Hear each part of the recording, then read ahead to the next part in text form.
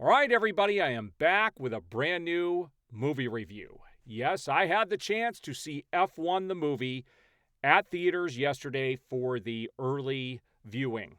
And boy, we've got to talk about this film. Now, before I get into the review, I want to talk about the trailers because before the film, I was actually able to see the Superman trailer on the big screen for the first time. I see a lot of movies, and this is the first time that I actually got to see the Superman trailer. And the Superman trailer, I was very curious as to what the audience reaction was going to be when it ended. And no joke, when the trailer ended, you could hear a needle drop. Nobody is interested in this film. There's no excitement behind it, which is sad. At any rate, let's talk about F1, the movie. This movie was made in conjunction with Warner Brothers and Apple TV and is directed by none other than Joseph Kosinski. Now, if you don't know who that is, you really should know who it is because I am loving every film that this guy makes. He was a director of Oblivion with Tom Cruise. He was a director of Tron Legacy, which is now a cult classic.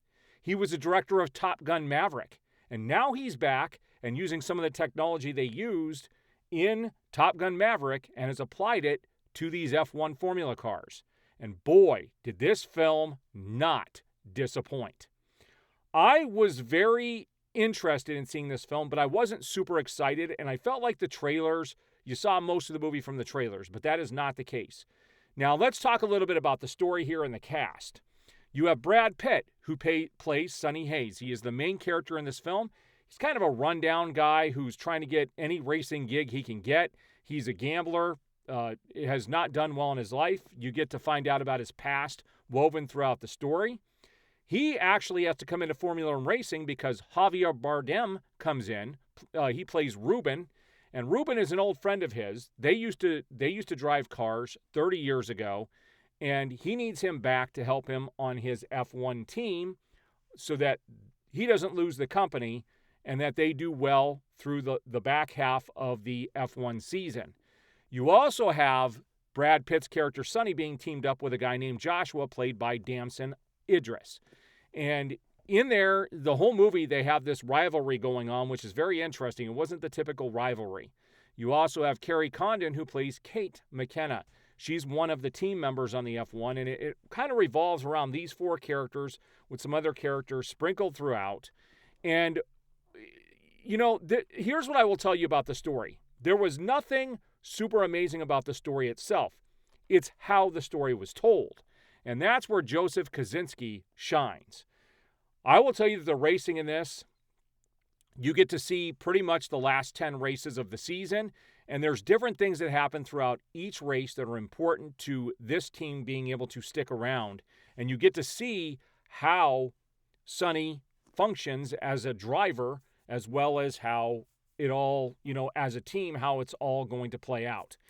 And what's interesting about this film is they go in and they show you a little bit about the technology behind the cars and the science that goes behind racing and how things have changed over the years using computers and just the way they train these individuals to do what they do. And if you loved Top Gun Maverick and you like those flight scenes, you're going to love the car scenes in this film. It puts you in the cockpit. You are there in the driver's seat with these drivers through everything. And it's very interesting on how the story plays out. Again, the story's not amazing. It's how it plays out that's pretty freaking cool. And I'm going to warn everybody that there is a scene where you may want to get up. It is a 2.5-hour film, but it doesn't feel like it. But there is a scene, and I'm not going to tell you what the scene is specifically. Just know that it is a balcony scene in Las Vegas. So keep that in mind.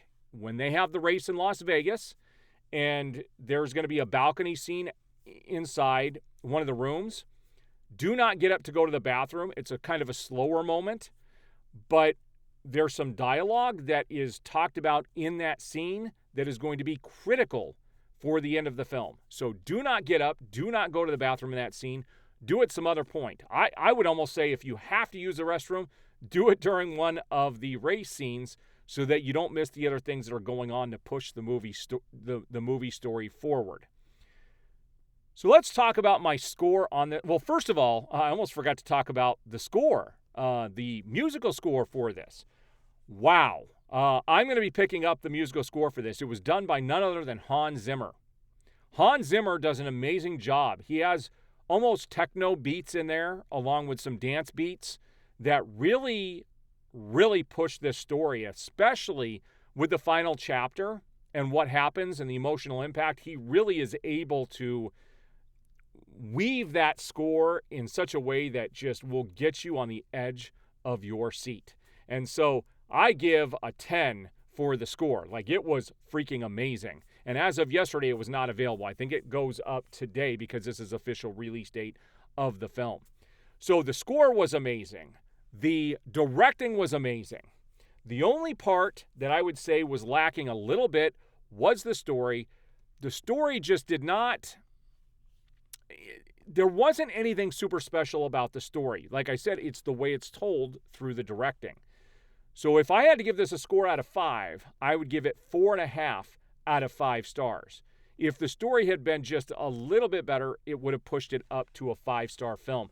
But I will tell you that if you go to the movies for the spectacle, for something made for the big screen, this is that film. And these directors and these writers and these filmmakers need to be, this is where things should be celebrated and where people should be going to the movies. This is where Warner Brothers should have been putting their promotions for the summer, because this film was freaking awesome. And yes, if you're interested in go seeing it, you should go check it out. Brad Pitt does an amazing job. He's one of the last few movie stars, him and Tom Cruise, that we have around. And I don't see the torch being passed on to too many others at this stage. All right, guys, if you've seen the film, please chime up below. I want to hear what other people have thought about the film. But yeah, this film, definitely go see it.